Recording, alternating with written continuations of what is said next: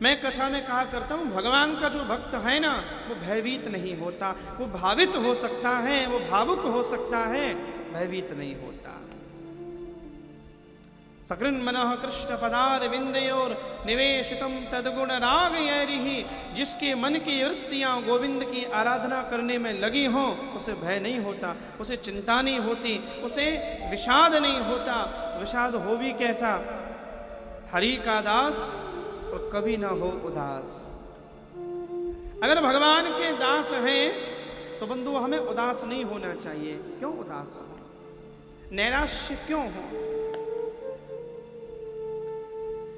अगर भगवान कृष्ण के जीवन से कुछ सीखना है ना, आज हम श्री कृष्ण पर चर्चा करने भी वाले हैं, तो सीखने लायक यह है, जीवन की किसी भी परिस्थिति में भगवान उदास नहीं हुए। हाँ, बड़ा अद्भुत जीवन है। और भगवान श्री कृष्ण का जीवन विरोधाभासी चरित्रों को, विरोधाभासी जीवन की स्थितियों को एक साथ में जीने वाले श्री कृष्ण है। श्री कृष्ण है पूर्ण ब्रह्म परमात्मा, सबकी स्वीकारोक्ति। इसलिए किसी महापुरुष ने तो लिखा कि राम होना सरल है, कृष्ण होना बड़ा कठिन है। बहुत सारे जीवनों को एक साथ जिया है। ये गिरवरधारी भी बन जाते हैं, ये मोर पंखधारी भी बन जाते हैं, और समय आने पर सुदर्शन चक्रधारी भी बन जाते हैं। ये तीनों भावों में जी लेते हैं। ये वृंदावन में माखन चुरा लेते हैं, ये चित्त चुरा लेते हैं। ये चोर हैं बहुत बड़े। चौराग्रगण्यम पुरुषम नमामि। और वह चोरी जो करते हैं, अपने ग्वाल वालों को भी तृप्त कर देते हैं।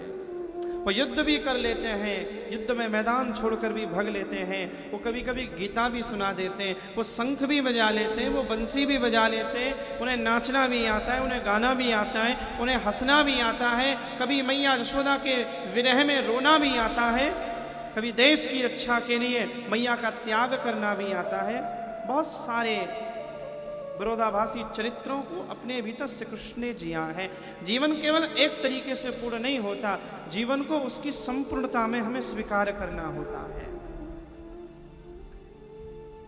वृंदावन में यमुना के किनारे बंसी बजाकर वो रास रचा लेते हैं, और जब कृष्ण रास रचाने के लिए उद्यत होते हैं तो बड़े बड़े देवता भगवान की इस लीला को देख के मोहित हो जाते हैं। ये स्त्रियों के बीच में रहकर भी वासना से मुक्त रहता है। विवाह किए तो 16,108, फिर भी सबसे मुक्त है। वृंदावन में नंगे पैर घूम लेते हैं, द्वारिका में आए तो सोने की चप्पल पहन के घूम लेते हैं। इन्हें नंगे पैर घूमने में समस्या नहीं है, सोने की चप्पल मिल जाए उससे भी समस्या नहीं। ये महल में भी रह लेते हैं, झोपड़ी में भी रह लेते हैं, नदी पे भी रह लेते हैं। कभी सुदामा जैसे मित्र के साथ पेड़ के ऊपर पूरी रात गुजार लेते हैं। जीवन की हर स्थिति में मुस्कुराकर जीवन जीने की मनोदशा का नाम है कृष्णत्व। कृष्ण माने सब जगह रह सके। हमारी समस्या क्या है?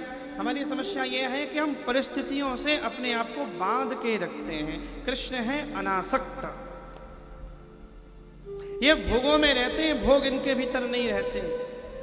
ये प्रवृत्तिवान हैं, उस प्रवृत्तिवान में बहुत बड़े निवृत्तिवान हैं।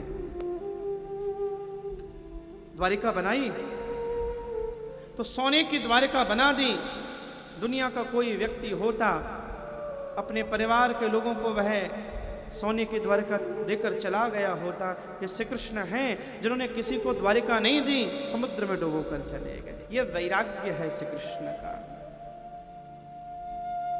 कभी कभी वह यमुना के तट पर जाकर स्नान करती ब्रजांगनाओं के वस्त्र लेकर जब कदम के पेड़ पर चढ़ते हैं, तब लगता है कि भगवान का ये कैसा रूप, ये कैसा ब्रह्म, ये कैसी भगवत्ता। लेकिन वही एक श्री कृष्ण का रूप है। भरी सभा में जब द्रौपदी को नग्न करने का प्रयास किया जाने लगा, तो भगवान ने इतना चीर बनाया, साड़ी है कि नारी है, कि नारी है कि साड़ी है। भगवान वस्त्र रूप लेकर आ गए। परमात्मा का ये हो गया चीर अवतार, ये हो गया वस्त्र अवतार। सब कुछ है। इसलिए जीवन को उसकी संपूर्णता में ही पूरी तरह जीना चाहिए, पूरा जीवन।